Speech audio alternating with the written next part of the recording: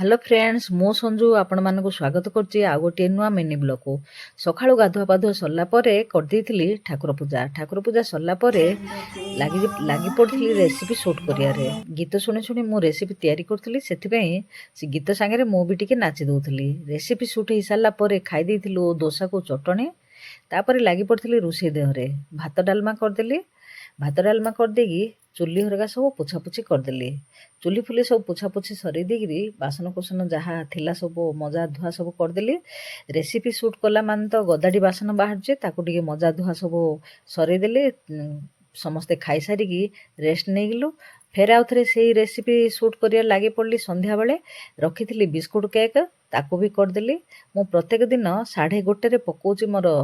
Recipe video आपण माने channel को जाइए देखिपारे मोर रेसिपी वीडियोटी भल लगे चैनल को सब्सक्राइब करंतु। रहुची जय।